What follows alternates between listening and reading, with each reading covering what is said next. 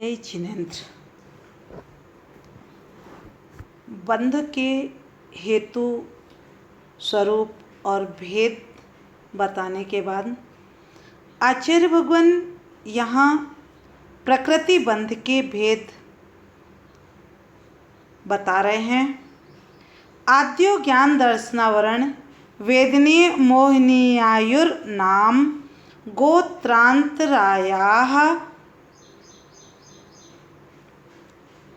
यानी कि जो पहला प्रकृति बंध है वह ज्ञानावरण, दर्शनावरण, वेदनी, मोहिनी, आयु, नाम, गोत्र और अंतराय रूप है।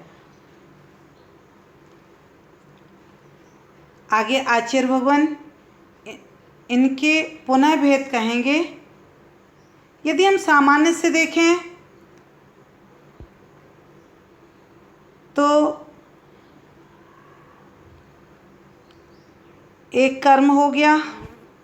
यदि दो में देखें तो घातिया और अघातिया दो प्रकार के कर्म हो गए। यदि हम तीन रूप देखें तो द्रव्य कर्म, भाव कर्म और नो कर्म हो जाएंगे। और यदि हम चार रूप में देखते हैं तो प्रकृति, प्रदेश, स्थिति और अनुभाग, ये कर्म के भेद हो जाएंगे। कर्म की मूल प्रकृतियां जो हैं वो 8 हैं, जिनका कि अभी हमने सूत्र में नाम पढ़ा है। उत्तर प्रकृतियां इनकी 148 हैं और असंख्यात भी हो सकती हैं। भावों की अपेक्षा असंख्यात हैं, परमाणुओं की अपेक्षा अनंत हैं और अविभाग प्रतिच्छेद की अपेक्षा अनंतानंत कर्म के भेद हैं। मूल कर्म यदि हम देखें तो घातिया और अघातिया, मतलब उत्तर प्रकृति 8 कर्मों की 148 हैं। इन 8 कर्मों में से 4 कर्म जो हैं वो घातिया कर्म हैं और 4 कर्म जो हैं वे अघातिया कर्म हैं। सबसे पहले हम देखते हैं कि घातिया कर्म कौन कहलाते हैं। अपन पूछा में पढ़ते हैं, चौ कर्म की 63 प्रकृति जान। चौ कर्म मतलब अरहंत भगवान का स्वरूप बता रहे हैं कि 4 घातिया कर्मों को जिन्होंने नाश किया है वे अरहंत भगवान हैं। तो वे 4 घातिया कर्म, घातिया कर्म का स्वरूप यदि हम देखें तो आएगा जो जीव के स्वभाव का घात करें। स्वभाव यानी कि अनुजीवी गुणों का जो घात करें वे घातिया कर्म हैं। और अघातिया कर्म जो जीव के स्वभाव का घात ना करें, मतलब प्रतिजीवी गुणों को घातें, वे अघातिया कर्म हैं। अनुजीवी और प्रतिजीवी गुणों को हम थोड़ा सा समझें। जो भाव स्वरूप गुण है वह अनुजीवी गुण है, जैसे कि ज्ञान, दर्शन, सुख, वीर्य, ये सब क्या है? अनुजीवी गुण हैं। और प्रतिजीवी गुण कौन है? अभाव स्वरूप धर्म जो हैं, जैसे नास्तित्व, अचेतनत्व, सूक्ष्मत्व, अमूर्तत्व, ये क्या है? अभाव स्वरूप धर्म है। इनको प्रतिजीवी गुण कहा गया है। घातिया कर्म कौन कौन से हो गए फिर? ज्ञानावरण, दर्शनावरण, मोहिनी और अंतराय। ये क्या हो गए? 4 घातिया कर्म हो गए। और 4 अघातिया कर्म हैं वेदनी, आयु, नाम और गोत्र कर्म। ये क्या हो गए? 4 अघातिया कर्म हो गए।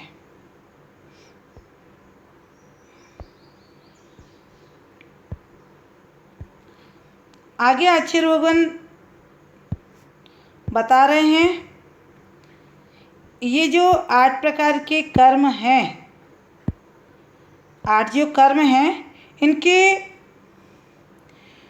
इन मूल प्रकृतियों मतलब जो मूल प्रकृतियां हैं 8 प्रकार के कर्म हैं, इनके और प्रभेद बता रहे हैं, क्रम से बताएंगे, और जैसे नाम लिए हैं उसी क्रम से इनके भेद कह रहे हैं।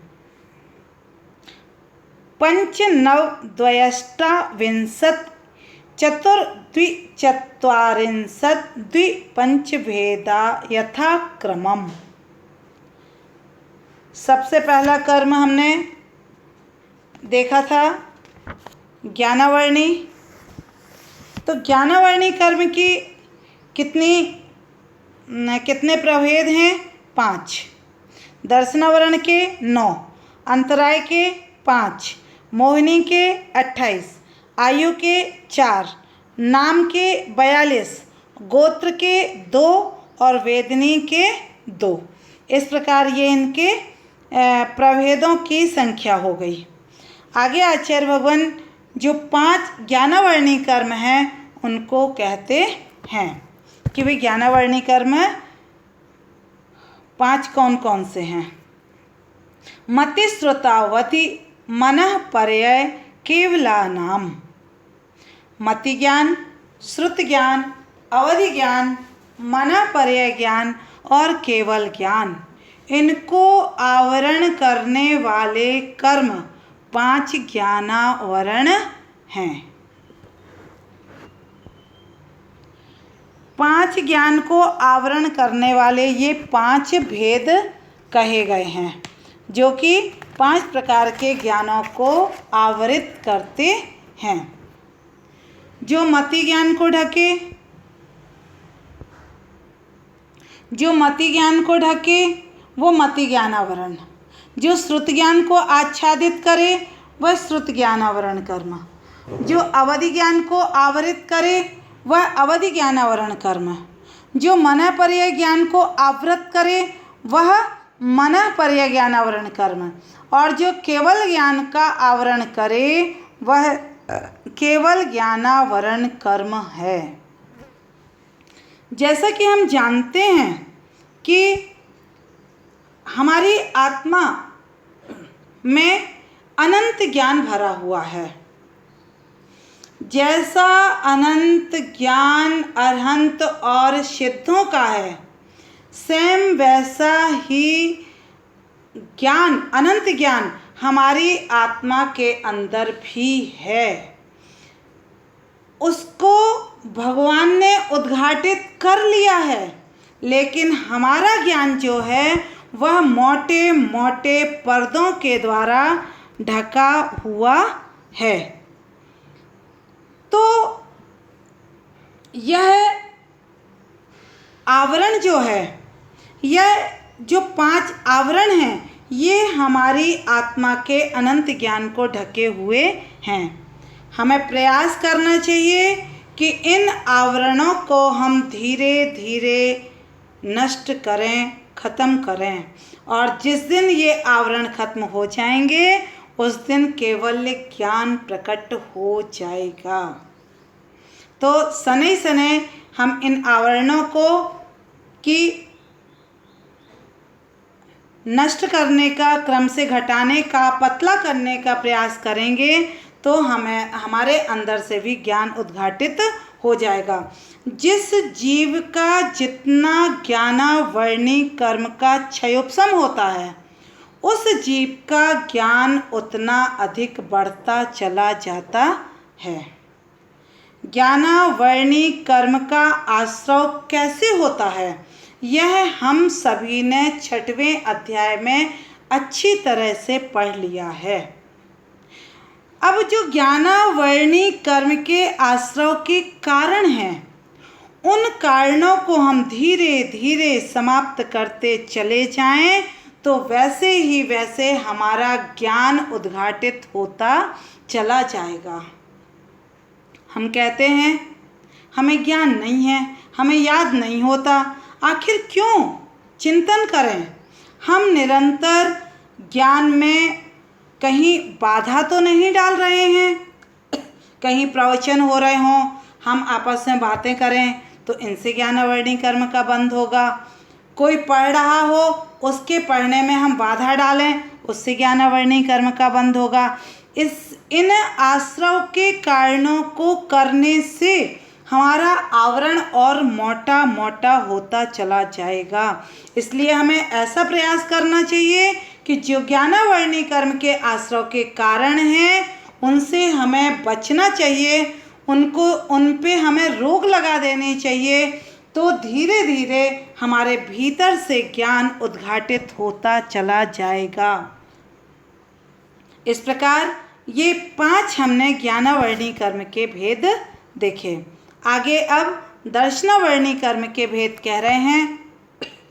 चक्षुर चक्षुरवधि केवलानाम निद्रा निद्रा निद्रा प्रचला प्रचला प्रचला स्त्यान ग्रथ्यश्च। ये 9 दर्शनावरण कर्म के भेद हैं। एक एक पे अपन चिंतन करते हैं। दर्शनावरण कर्म एक तो 4 आवरण रूप हैं, जो 9 कहे गए हैं उन 9 में से 4 आवरण रूप हैं और 5 निद्राएं हैं। आवरण रूप जो है वो है चक्षु दर्शनावरण, अचक्षु दर्शनावरण, अवधि दर्शनावरण और केवल दर्शनावरण। ये आवरण रूप हैं। और निद्रा निद्रा निद्रा प्रचला प्रचला प्रचला और स्त्यान ग्रथि, ये 5 निद्रा रूप हैं।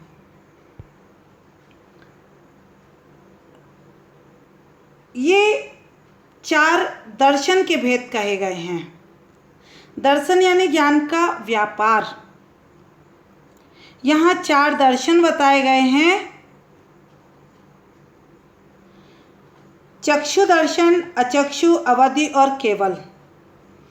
नेत्र जन्य मति ज्ञान के पहले जो होता है वह चक्षु दर्शन है। नेत्र के सिवाय शेष इंद्रिय और मन संबंधित मति ज्ञान के पहले जो दर्शन होता है वह अचक्षु दर्शन है। अवधि ज्ञान के पहले जो दर्शन होता है वह अवधि दर्शन है। और केवल ज्ञान के साथ जो दर्शन होता है वह केवल दर्शन है। इन दर्शन, चारों दर्शनों के साथ होने वाला जो सामान्य प्रतिभास है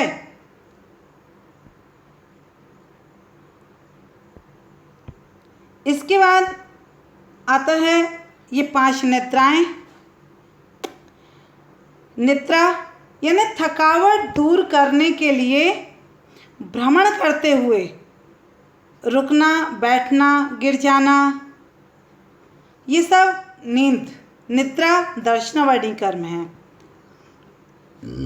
दूसरा है निद्रा निद्रा, नींद पर नींद, मतलब नेत्रों को ना उघाड़ पाना, इतनी नींद आ रही कि आँख खुल ही नहीं रही है, वो नींद पे नींद, उठाया फिर सो गया। तीसरा है प्रचला, शोक, श्रम या मद से उत्पन्न कुछ नेत्र उघाड़े हुए सोना या ऊँघना, ये प्रचला है। और प्रचला का स्वरूप कहते हैं खड़े खड़े, बैठे बैठे, चलते चलते, पुनः पुनः नींद आए और नींद के समय मुख से लार आदि गिरे, हाथ पैर चलें, ये प्रचला है। और स्त्यान ग्रथि तो वीर शक्ति विशेष के होने से नींद में कठिन कार्य करना, उठा हुआ भी सोना, सोते सोते जाके घूम के दुनिया भर के काम कराएगा और फिर आके सो जाएगा, उसको पता ही नहीं चल पाएगा। इस प्रकार ये दर्शनावर्णी कर्म के 9 भेदों का स्वरूप कहा। आगे आचार्य भगवान दर्शन और ज्ञान का व्यापार बता रहे हैं कि 2 प्रकार के जीव हैं, एक तो हैं अल्पज्ञ और एक हैं सर्वज्ञ। सर्वज्ञ वे होते हैं जो सब कुछ जानते हैं, मतलब केवल ज्ञान सहित, और अल्पज्ञ वे होते हैं मति और श्रुत ज्ञान से सहित।